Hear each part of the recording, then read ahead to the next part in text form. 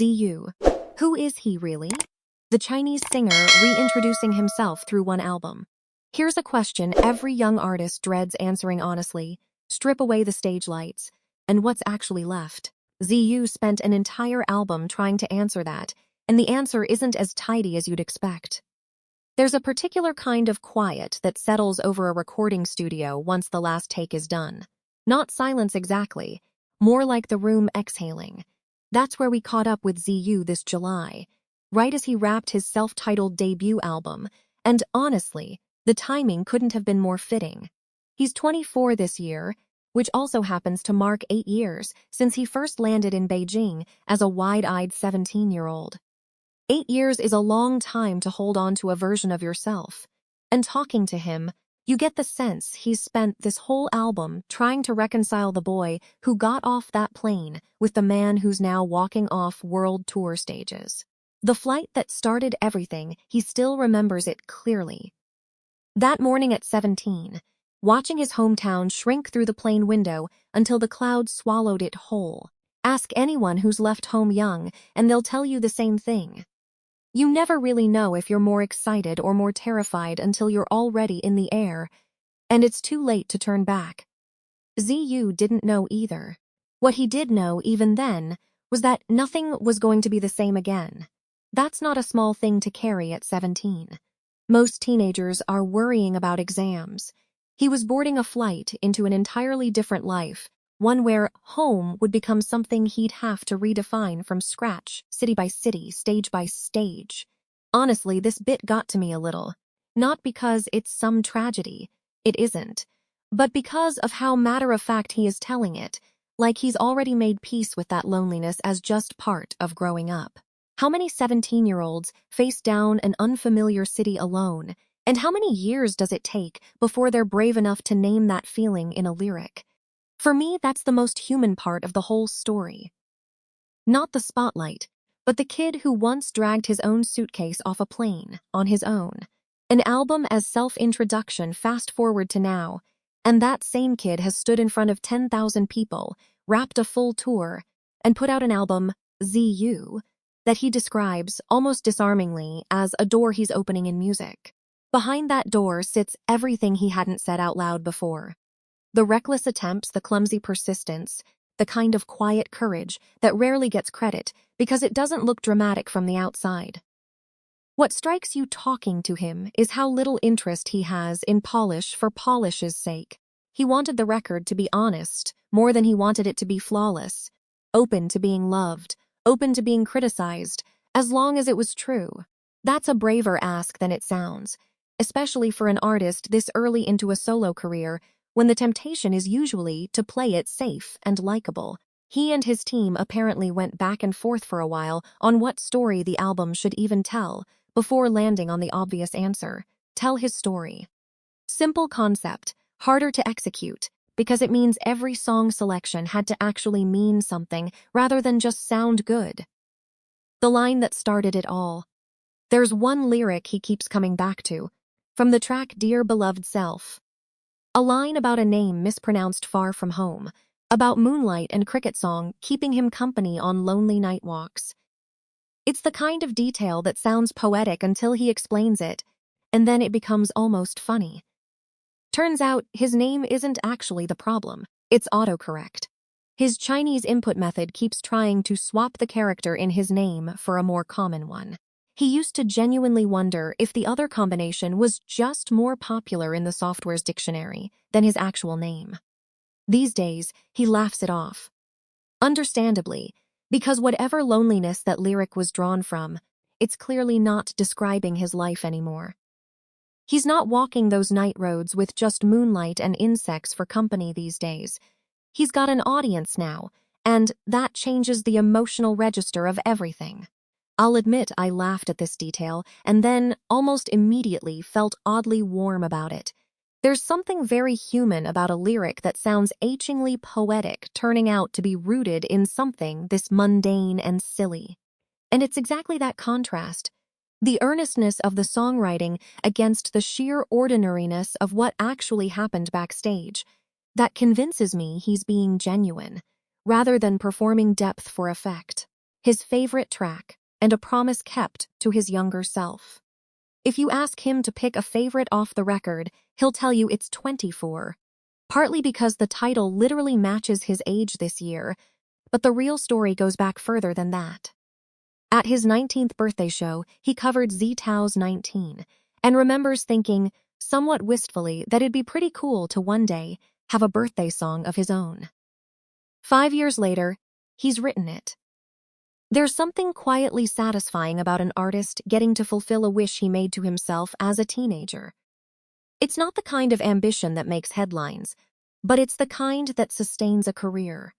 He frames the song as a gift not just to himself, but back to the fans who've been along for the ride. For fans who've followed him since those early days, watching a wish made at 19 actually come true carries a certain "I was there for this" quality. Some remember hearing that 19 cover live back then, and hearing 24 now, they realize they've aged 5 years right alongside him too. A quiet parallel journey that only really lands for the ones who stuck around long enough to notice it. 5 chapters of growing up structurally, the album's 10 tracks span a fairly wide sonic range: light folk textures, city pop shimmer, electropop pulses, organized loosely into 5 emotional chapters. The spark of an idea, the first real step forward, a declaration of never backing down, the messy middle where doubt creeps in, and finally, arrival. The Fish Swimming Toward Land and Time Wanderer capture that opening chapter curiosity. The restless energy of facing the unknown and still choosing to lean toward it rather than away. Charge and Run do exactly what their titles promise: full throttle, no looking back momentum. Without You, it's an endless rainy season, and Dear Beloved Self turn inward. The former isn't about one specific person, he clarifies. It's about everything left unresolved, everything lost. It could just as easily be read as a message to his fans. There's a line in it about how a clear sky means nothing without someone to share it with.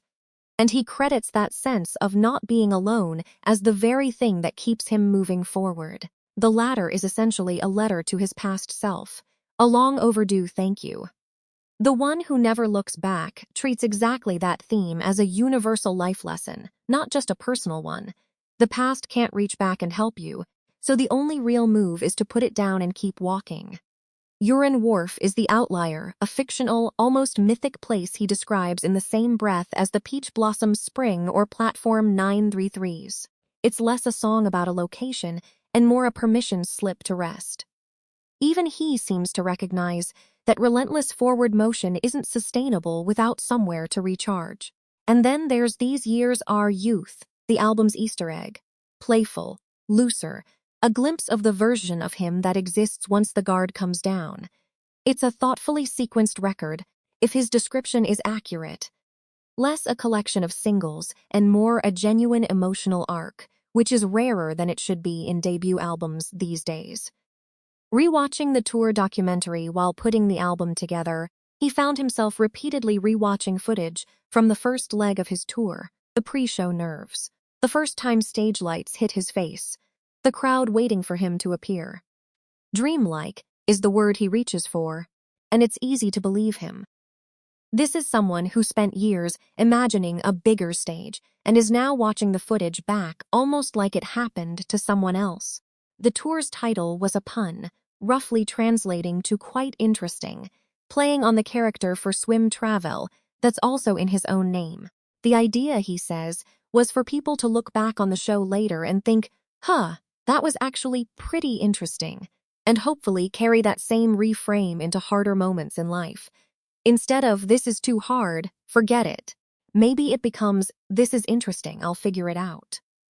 It's a small linguistic trick, but there's something genuinely useful in it as a coping mechanism, not just a marketing tagline.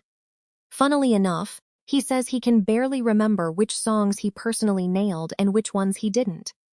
What he does remember vividly is the audience's reactions. The first time he performed Boo You live, he recalls the crowd tearing up, and that image has stuck with him more than any note he hit or missed. By the time the tour closed in Xiamen, he found himself unexpectedly speechless on stage, despite having plenty he wanted to say.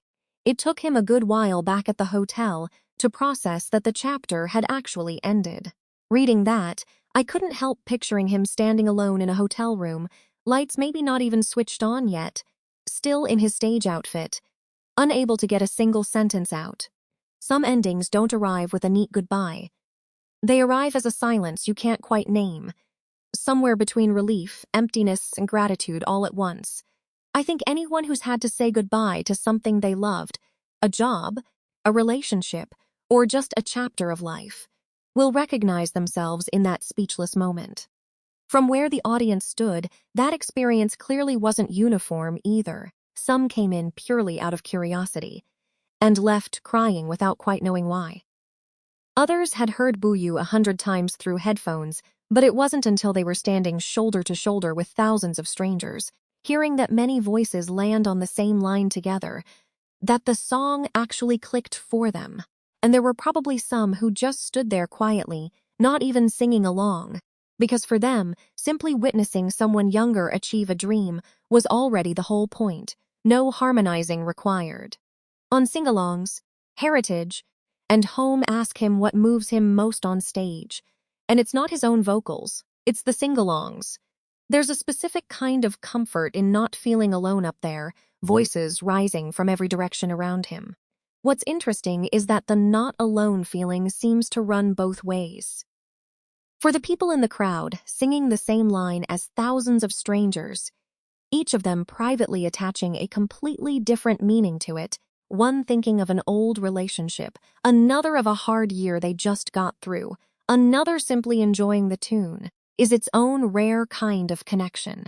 Nobody in that crowd knows exactly what the person next to them is thinking. But for that one moment of singing together, everyone feels closer than they normally would.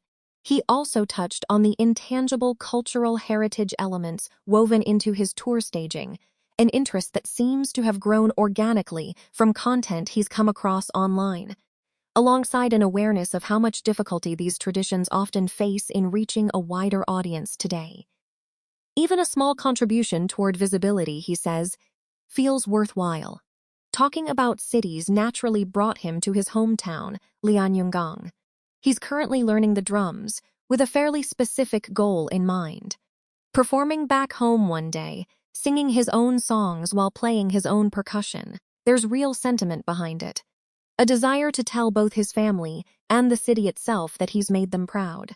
It's a small, human detail that says more about him than most of the polished career talk that surrounds artists at this stage. This detail made me pause longer than anything else in the interview. Not because it's grand, it isn't, but because it's so plainly true. Anyone who's left home for somewhere far away carries some version of this same wish, not to prove anything to the world, but to tell the people closest to them one simple thing. I did it. Hearing an artist at the height of his career still hold on to a wish that ordinary, I found more moving than any ticket sales figure or stream count. The introvert in extrovert's clothing, he describes himself, half-jokingly, as an E-person wearing an I-person's shell. Extroverted on the surface, introverted underneath. Looking back, he credits stubbornness as the trait that got him this far, and there's a genuine tenderness in how he talks about it, almost like thanking a younger, more hard-headed version of himself for refusing to quit. Genre hopping as a form of confidence building. He calls himself, plainly, someone who loves to sing, the type who's humming constantly in everyday life. Each new genre he picks up, whether R&B, electro-rock, or city pop, becomes its own small proof of concept. If I can do this, maybe I can handle whatever comes next too. That incremental confidence building seems to be a genuine through line in how he approaches his craft, not just talking points for an interview. He's also fairly resistant to being boxed into one style, which tracks with everything else he's said. There's still too much he hasn't tried yet. The opera-style vocal segment in the summit is a good example. His first reaction when it was suggested was flat refusal, on the grounds he'd never trained for it. A few attempts later, the room liked what they heard, and he admits he surprised even himself. He's also a firm believer that music heals, something he says he's understood more deeply through performing covers like Sailing Across the Ocean to See You Live, watching the audience's reaction shift the meaning of the song for him in real time. Tracks like Say It, Before Dawn Comes, and Firefly Planet turn into full-crowd sing-alongs at shows, and in those moments, he frames the exchange as mutual healing rather than a one-way performance. Even something as small as a slightly absurd lyric, Growing Pumpkins on the Seabed, from his earlier single Cosmic Playground, becomes meaningful to him simply because it makes people curious or amused. If the effort produced genuine joy, he considers it worth it, which is a refreshingly low-stakes way to measure success for someone otherwise talking about heritage, hometown pride, and self-reckoning in the same conversation.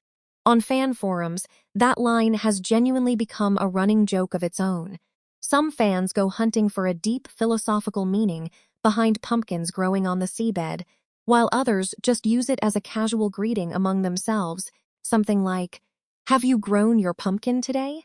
That range of reactions, one person searching for hidden meaning, another just here for a laugh, is honestly the clearest proof that his music lands with all kinds of people, rather than locking listeners into one single way of feeling it.